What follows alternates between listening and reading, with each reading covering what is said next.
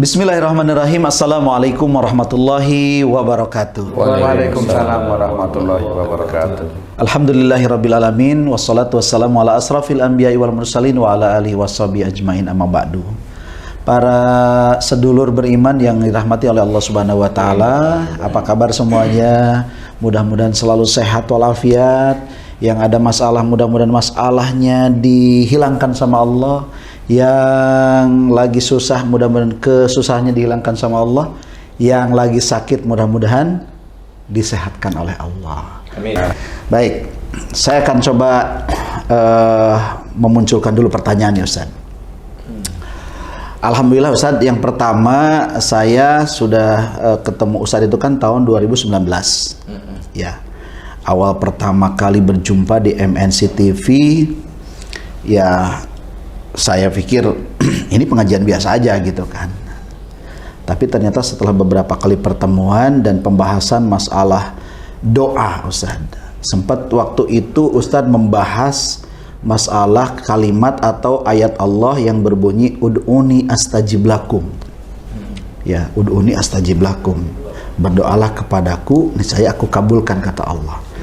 Nah, pada saat itu Ustaz, kalau seandainya kita selalu berpatokan dengan kalimat itu bahwa itu saja, maka pasti ini orang Islam sudah pada kaya semua. Tapi pada kenyataannya enggak. Mikir Ustaz. Dan itu mikirnya bukan bisa dua tahun. 2 tahun. Masya Allah. Ini benar enggak sih? Tapi dia pikir, oh iya ya, gitu kan? Iya, kalau memang ud'uni astajib lakum, Allah kabulkan langsung, berarti saya itu udah kaya raya gitu. Karena dari dulu pasti minta kaya. Berarti rata-rata orang pengennya kaya. Normalnya manusia. Tapi kok ya begitu aja gitu. Berarti kan ada yang salah. Saya. Nah, kemudian ada kalimat lagi dari Al-Quran yang selalu Ustadz sampaikan bahwa doa yang dikabul itu apabila beriman dan beramal soleh. Kan begitu. Ini saya coba pikir-pikir, oh iya ya, ternyata berarti selama ini saya kalau ceramah itu bukan salah sebetulnya, tapi belum paham mungkin. Kalimat ud'uni astajib lakum itu ternyata jawabannya bukan untuk dunia. Walaupun mungkin ada sebagian yang dikabulkan, tapi kebanyakannya mungkin bukan. Atau gimana tuh Ustadz ya? Nah, itu yang perlu dibahas tuh. Karena saya sendiri jujur aja, Ustadz, waktu di MNC, Ustadz paham? Paham. Padahal belum paham Ustadz. Ya maaf. Jadi memang sebelumnya Bismillahirrahmanirrahim, kebanyakan memang teman-teman dakwah itu ayat itu selalu dimunculkan pada hampir semua ceramah ya. Betul. Hampir semua ceramah itu pasti gitu. Mintalah kepadaku, Allah maksudnya. Mohonlah kepadaku, mohon kepada Allah maksudnya, akan aku kabulkan. Betul. Cuma kalau memang harus memahami itu, ayo kita pakai akal sehat.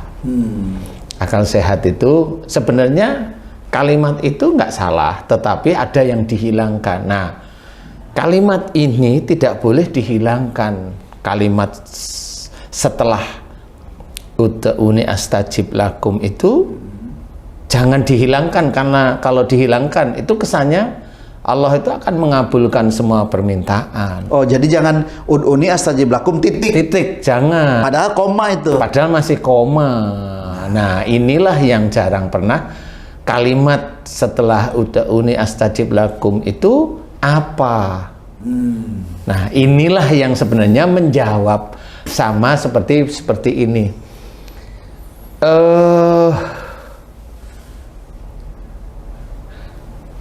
Belanja dengan uang 1 juta akan mendapat gratis belanja lagi voucher 500.000, tapi dengan syarat yang harus dipenuhi, kan gitu nih. 1 juta itu dari 1 juta belanja dia bisa dapat 500.000 belanja lagi gratis, tapi dengan syarat yang dipenuhi. Nah, syaratnya inilah yang jarang diceritakan di dalam ayat yang sebenarnya sangat lazim dibacakan oleh teman-teman dakwah. Populer Ustaz. Populer lah ya, betul. Jadi sebenarnya yang harus kita ketahui kan gitu. Salah satu firman Allah Ta'ala tadi, ud'uni astajib lakum. Kalimat belakangnya iyalah. Nah ini loh, ini penting. Innal ladzina yastakbiruna an ibadah sayadkhuluna jahannama dakhirin. Nah, ini syarat yang berlaku dari kalau kamu mau dikabulkan oleh Allah Ta'ala doamu.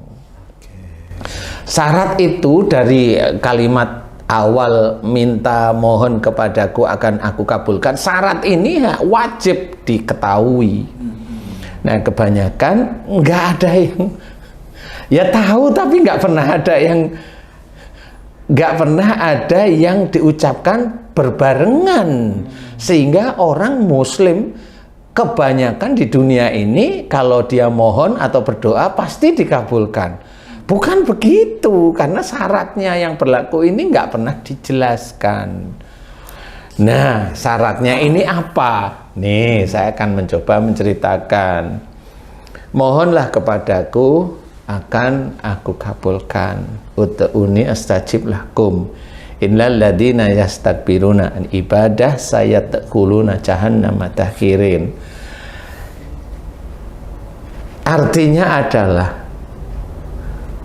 sesungguhnya kamu sombong dalam menyembah kepadaku Allah. Jadi seseorang yang sombong dalam menyembah kepada Allah, berarti orang yang sombong dalam menyembah kepada Allah, berarti orang yang menyembah pada Allah Ta'ala ini jelas Muslim, bukan orang kafir. Ya jelas ya, ini Muslim. Sesungguhnya jika engkau sombong dalam menyembah kepada Allah, kepadaku, pada Allah, maka akan kami masukkan ke dalam neraka dalam keadaan hina. Itu catatannya itu.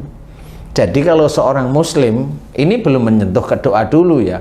Kalau seorang Muslim dia itu sombong di dalam ibadahnya, dia umpamanya baca Qur'annya bagus, sombong, ujub, riak, sombong, ujub, riak, sombong. Dia senantiasa berjamaah. Berjamaah itu boleh dan bisa kita katakan wajib kita itu berjamaah. Sudah benar, tetapi kebenaran itu menjadikan dia sombong kepada yang lain, yang mengejek saudaranya tidak mau berjamaah, diejek di ini. Nah, di titik-titik inilah dia sombong, merasa dekat kepada Allah Ta'ala. Sudah merasa soleh. Dia sudah merasa soleh di situ. Makanya di sini adalah sombong dalam menyembah kepada Allah. Berarti dia menjalankan ibadah-ibadah sehari-hari. Ada kesombongan. Makanya dalam hadis ceritakan kalau seseorang melakukan amal soleh tapi dia sombong, maka seperti api yang membakar kayu, habis istilahnya. Nah, itu sama. Jadi hadis tersebut itu menguatkan dari ayat-ayat yang seperti tadi.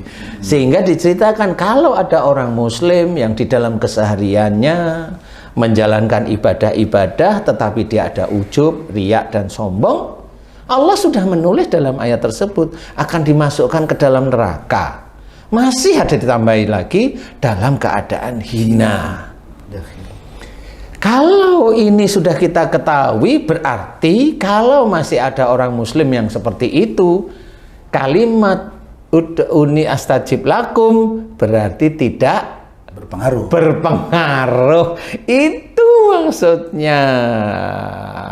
Jadi kalau itu diambil satu-satu, ya nggak bisa. Kalau mau mengeluarkan ayat ud'uni astajib lakum, bawalah ayat berikutnya, terangkan kepada jamaah. Jadi jamaah itu tidak merasa kena angin surga. Makanya nggak dikabulkan sama Allah Ta'ala. Makanya saya sering bilang nggak bisa dikabulkan. Kalau dikabulkan beneran, orang Islam pasti kaya semua. Orang Islam nggak ada yang sakit. Orang Islam nggak ada yang mati karena mohon diberi panjang umur. Kan begitu. Jadi nanti hadis yang kiamat itu, dalam kondisi kiamat itu tidak ada seorang Muslim Karena dia minta panjang umur ya, orang muslim di kiamat itu ngikutin dia. Lah kan nggak ketemu, makanya harus disesuaikan semuanya. Bukan berarti itu lah, enggak, karena ayat ini terkunci dengan syaratnya. Syaratnya orang muslim itu tidak boleh sombong di dalam mengerjakan ibadah-ibadahnya. Apapun bentuknya. Ibadah itu apa? Bersuami istri itu bisa menjadi ibadah. Lah kalau dia tuh nyombongin istrinya cantik kayak artis, dia itu selalu nurut, selalu gini, dia sombong, nggak ada yang tanya, dia sombong. Lah kan udah jelas. Doanya juga insya Allah belum tentu dikabulkan. Kan gitu. Dia benar dapat suami seorang pendakwah, dia sombongin suaminya di situ. Lah kan akhirnya sama. Iya. Padahal dari titik itulah sebenarnya nanti di akhirat pasti dia akan masuk neraka. Nah, sudah. Hina lagi. Nah, inilah yang harus kita ketahui. Seorang muslim itu cerdaslah di titik-titik ini gitu loh. Jadi jangan berpikir kalau mamanya mau dikabulkan baca ini nanti dulu, ini yang ayat Quran aja sudah dijelaskan. Berarti kita harus hati-hati. Kalau mamanya kita itu mau memohon kepada Allah Ta'ala, kenapa yang saya sering ceritakan itu adalah ayat yang lain, wa yastajibul ladzina amanu wa amilus sholihat. Jadi di sini ceritakan dan Allah akan mengerjakan dan Allah akan mengabulkan doa orang yang beriman kepada Allah Ta'ala serta mengerjakan amal soleh. Nah di titik inilah baru kita dampingkan yang mana.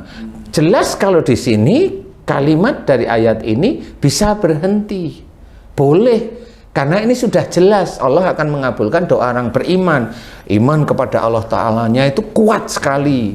La ilaha illallah itu kuat sekali.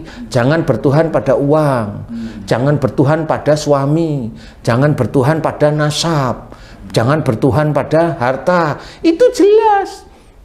Iman kepada Allah Ta'ala kuat, iman kepada malaikat juga kuat. Kenapa kuatnya? Loh kok iman kepada malaikat kok juga kuat? Kan ada malaikat raqib sama atid. Jadi belajar untuk senantiasa mengerjakan yang baik karena ada raqib. Mencoba tidak melakukan sesuatu yang buruk karena ada atid. Loh itu iman kepada malaikat. Jangan hanya cuma dites saja di buku iman itu ada berapa, tulis aja iman pada Allah, iman pada malaikat. Lah itu kan hanya buku. Habis itu amin. Iman kepada Rasul kan gitu. Kepada Nabi contoh akhlaknya. Iman kepada Quran, kerjakan perintah Allah. Iman kepada qadar, terima sesuatu enak atau tidak enak menurut kita, terima, jangan gerutu, jangan protes, jangan ini. Itu iman. Iman kepada hari akhir. Kamu iman kepada hari kiamat? Iman apaan wong kelakuanmu masih kayak gitu mulu kan gitu. Dia nggak iman. Dia hanya tahu hari akhir, bukan iman hari akhir.